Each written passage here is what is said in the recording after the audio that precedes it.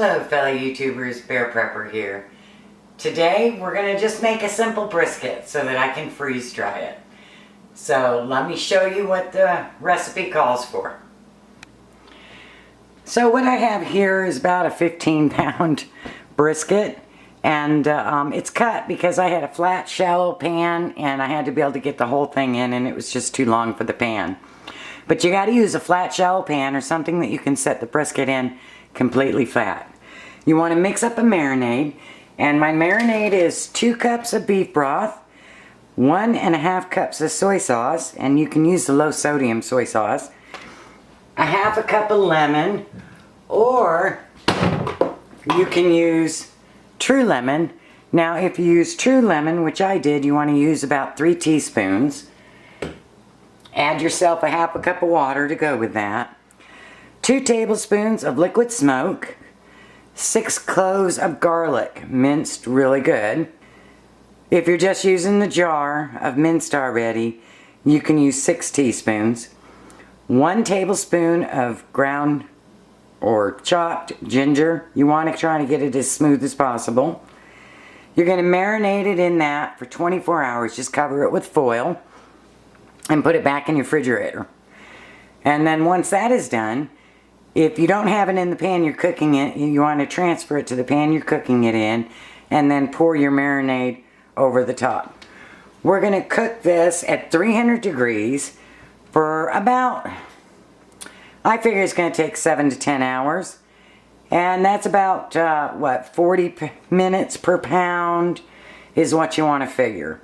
So you can calculate that out, but I'm going to start checking at 7 and see how it looks, because my oven runs a little hot. And I'll get back to you when it's done. You want to cover this with foil or with the lid of the pan before you put it in the oven.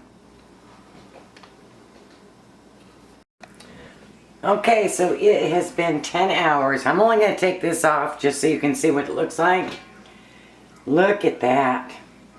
Now, we are not going to touch this until it cools some, because if you start touching it now, it's going to be dry as anything. So you want to wait till this gets at a warm temperature. Warm enough to eat, yet cool enough to handle with forks. But let all those good juices go right back into your beef first. And we'll be back when we're ready to shred. So once it's nice and cool, the first thing you want to do is take the fat cap off. I do not serve the fat cap. So because it is so well cooked, you should be able to just slide the fat cap off.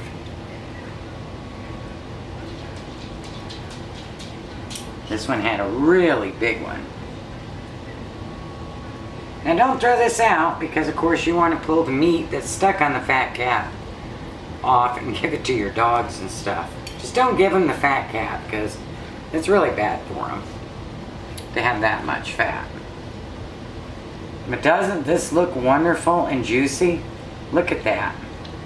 Just pulls right off all that beautiful meat. Now when you've got a piece this big, you want to cut across the grain and make it good size hunks. Now this is about 1/3 of what I cooked. It took 10 hours.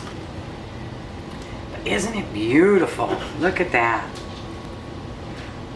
Then once you get it to this point, you just want to take your forks and shred it apart. Now you can use this just as is and just cut hunks and serve it that way. You can also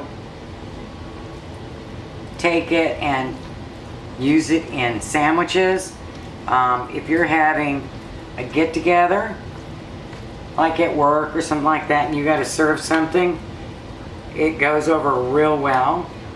As an alternate, you can take and use Italian dressing and marinate it in that with a little bit of red wine. The reason why I use some red wine is because the acids help break down the meat. But there you go. And that's what we're going to do with it all. So let's give it a taste. Oh. Melt in your mouth. Just beautiful. Look at that. Don't look at that. That's another fat cat. But isn't that beautiful? Look at how juicy and glistening it is. Really worth the time in the oven. So worth it. Well, I hope you enjoyed this recipe, and I hope you give it a shot. Blessings.